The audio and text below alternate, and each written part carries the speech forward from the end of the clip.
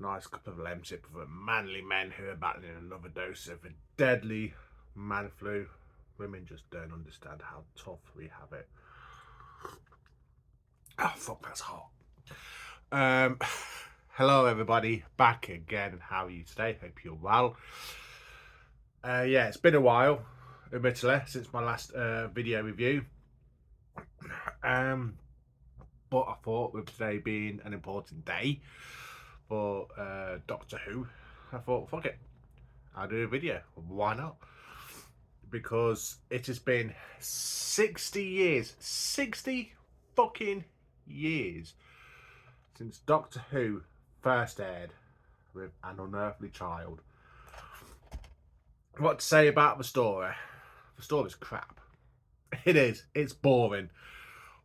But, and it's a key but, the first episode is phenomenal.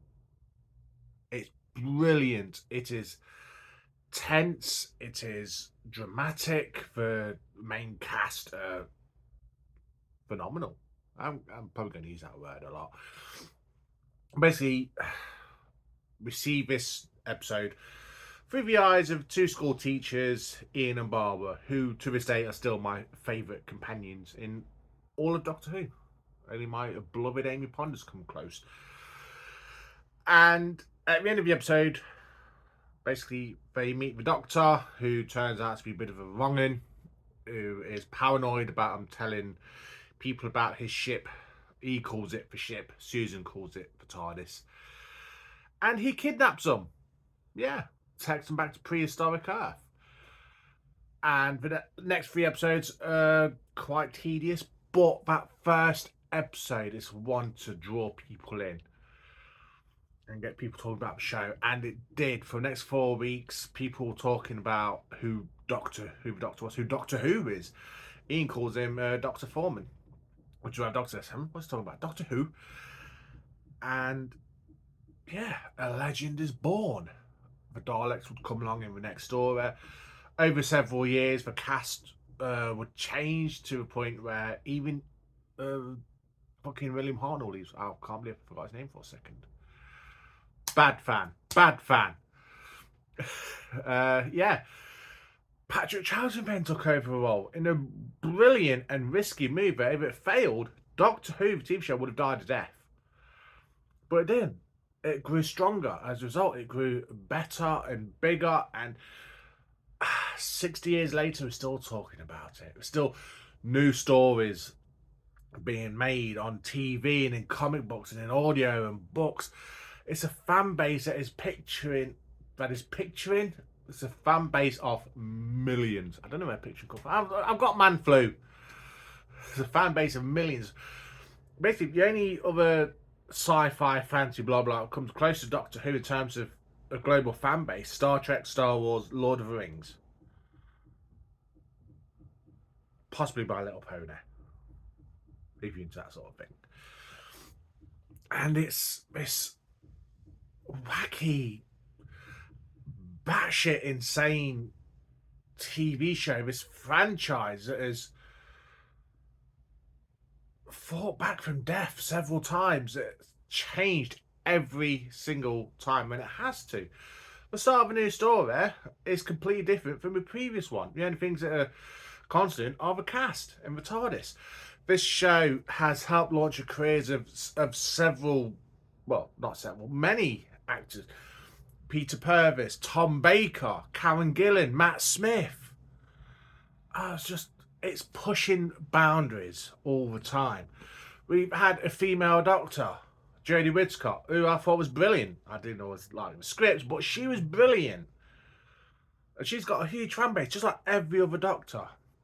You've got people who've wanted to be in the show all their lives. Peter Capaldi, David Tennant, they grew up as Doctor Who fans. They got to live the fucking dream of being the Doctor. You got actors who did the show as a paycheck and decades later still being asked about it. You know, it might not have been a favourite show. They might have forgotten we were even in it. It does happen, but somewhere there's a fan whose favourite character is a character this person played one time. pay for a new vacuum cleaner.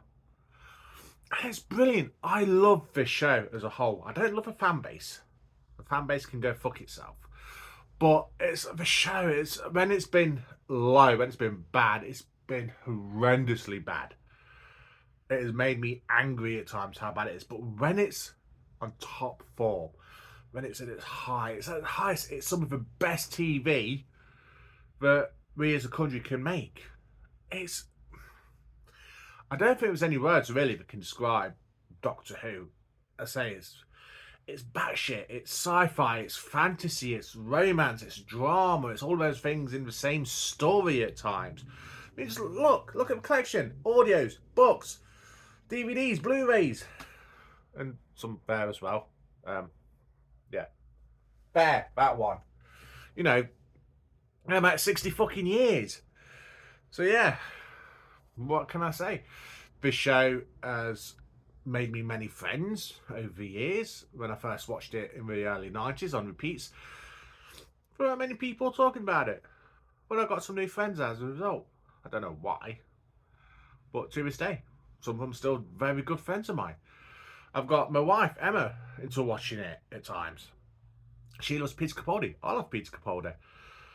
So yeah, what can be said about little old Doctor Who that started 60 years ago with 2 teachers being kidnapped?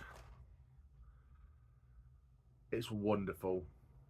All the people that play with Doctor are wonderful. All the characters that have played, all the actors that have played characters in the show are wonderful. Well, as you know, some of them are proper dicks, but the characters they play are wonderful for the most part. Well, I digress. But either way, yeah, 60 years and still going strong. Happy birthday, Doctor Who. Here's to the next 60. Oh, fuck.